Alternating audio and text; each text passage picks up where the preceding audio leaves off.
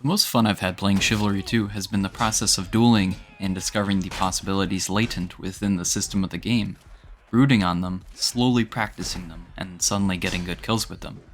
I am not a huge fan of direct tutorials for this reason, but thought I would share this technique, because uncovering it has been a great joy, and I want to show newer players that the game goes beyond dragging and excelling to win. It is about constantly finding and polishing new ways to win and take heads in various situations. Don't worry so much about not being able to beat high-tier players, and instead focus on refining your techniques. And one day they will burst forth into vivid reality, and you'll take the head of a good player. Experiment with the limits of the mechanics, and you will be on the way. Chivalry 2 is about searching, discovering, and realizing. Always focus on the interaction of mechanics before you, rather than the level of the player you die to or beat.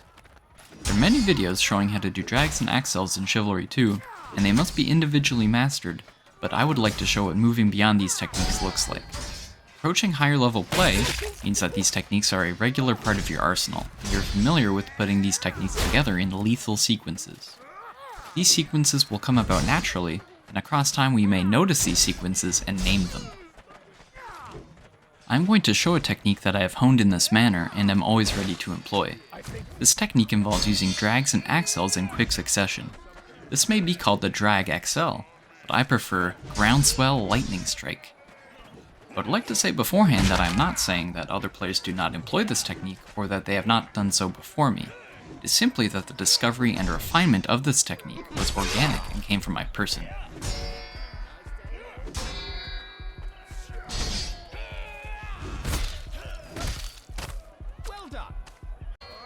I will first go over drags and accels, since this technique presupposes both. The most important thing to know is the purpose of a certain technique, and by knowing this purpose, or the end of the thing, we will be able to judge our individual attempts at the technique. The theory behind dragging is to hit the enemy at the last possible moment in order to make them counter early and miss the counter window. Perfect drag would therefore mean hitting the very furthest out part of your opponent's body, preferably on their head however, the very last frame of your weapon's attack animation, meaning that the furthest out part of the weapon will hit the very edge of the person at the last possible second. This much I would call an aesthetic theory of dragging.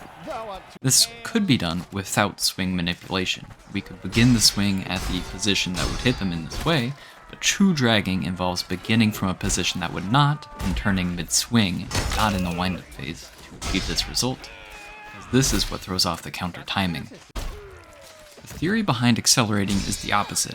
We try to hit them with the very first frame of our attack animation, and we do this to catch them suddenly before they are mentally ready. Though this distinction is not always drawn, this could hypothetically be done without moving the mouse, but like dragging, its effect is best when you use mouse manipulation. This is the purpose of the accel as such.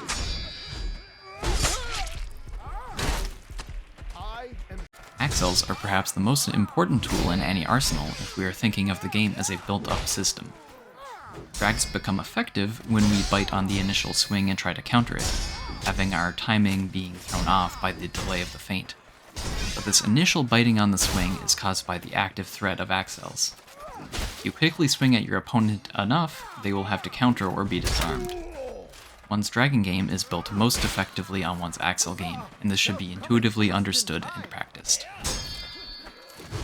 For both drags and accels, we can definitively say that their purpose is the defeat of the enemy through opposite means. You'll know that you are advancing in both techniques when you start landing them, first in small and subtle ways, and then when you start continually getting kills with them. But we should not stop at getting kills. I've thought for a while now that Chivalry is a game about both getting away with as much as possible and being as stylish as possible. I believe this because perfectly executed techniques result in the most aesthetically pleasing kills.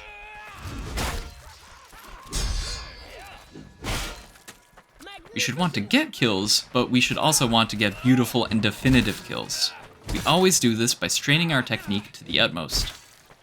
Consider yourself.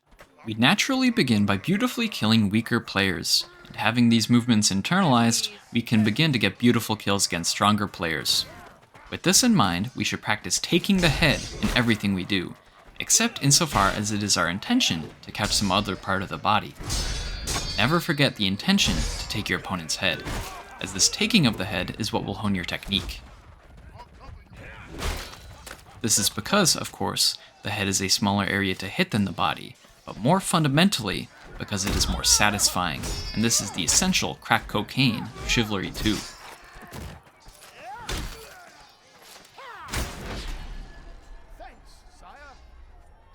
I'm going to show how dragging and accelerating can be sequentially put together to form a lethal finishing move, and how this forms a threat in the opponent's mind that allows one to further build their game. The essence of this combination is in hitting late and then early, such that the time between your hits is as short as possible.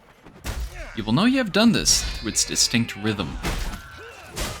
This can be practiced in small ways initially, but it must also be understood that we will not succeed without employing footwork and distancing properly as well. These should all gradually come to form a whole. In this clip, I am lightly practicing and trying to condition my opponent into swinging low so I can jump their swing, though it is not going well. I catch him with a light Accel and he hits me a bit. I notice that after he hits me, there is a moment of hesitation and I throw a light but clean drag to catch him coming in, and then intentionally whiff my overhead to open him up to the Accel and take his head. This clip shows clean examples of dragging and accelerating and how they are bound to the moment. Here we see some fun RDMing. I notice the player's lack of experience and decide to be offensive. I hit his block at the end of my overhead, and I know that if he doesn't attack back immediately, I will be able to hit him quickly with my next attack. This is a very light version of the technique, and it excels against less experienced players, particularly when you are manipulating the range. Notice that I disarm him with a light drag and then quickly follow with a light Accel to decapitate him. With this clip, we are getting closer to the true potential of the technique, though in general I throw and lacked rhythm. My first counter is clean, but I don't chase him or actively try to kill him. He gets a hit off but misses his next attack, which allows me to drag into the back of his head and follow with a quick Accel. The rhythm of the technique appears nicely in this clip. Then I am dumb and duck both directly in front of him and too early. In this clip, I am generally dismissive and brute force the technique. With my first attempt, I miss the drag but land the light attack. There's always the aspect of positioning that allows for these exchanges to happen, but this should be discovered naturally in trying to defeat the opponent. Next, I force the meme and land both strikes, taking the head. This has the same rhythm as the previous clip, but the important thing is that here I win with it, which is the point. Here there is a similar execution while I was fighting in pit, though this one feels more violent to me. It is important to point out that this, like dragging in general, cannot be used at any time or against any opponent at any time. This is obviously not a fail-proof technique, but it is very satisfying when it lands.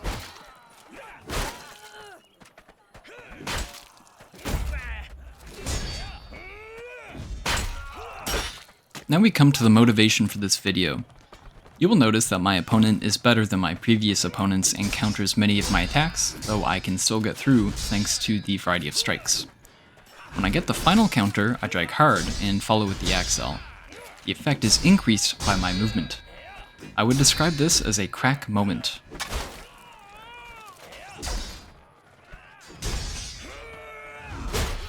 As a decisive victory following from concrete principles, it is the ultimate reward for practicing and putting hours into the game. KDR is good, and it should get better as your skills do, but when you land techniques like this properly, you know that you are moving in the right direction. Finally, I would like to show how having the motion of this technique internalized leads to a doubling of its effect through feinting or cancelling. In the end, I hit their leg with the end of my overhead, and I was in a good position to follow with the Accel, but I sensed that it was a good opportunity to introduce the feint, since my opponent seemed good and ready to counter. When there is a heavy and plausible threat, it is harder to predict what could possibly replace it or follow it. When we sense that our loss is imminent, we lose perspective and will bite hard on the apparent attack. There's the attack and the immense threat of losing, and then there's the shadow of the attack. It's slipping away and becoming something unexpected.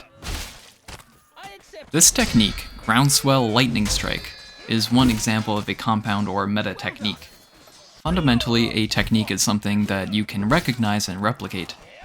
Having more techniques means that you have more options to choose from, and it is more likely that you will have something appropriate for this particular moment and this particular opponent. We discover techniques through trying to win and trying to win beautifully. It's all about taking the mechanics of the game to their limits, and we do this by starting small. Do not be discouraged by losses, and focus on your current strengths and shortcomings. Thank you for watching. Please subscribe if you enjoyed it. I'm going to continue making Chivalry 2 videos because I love the game.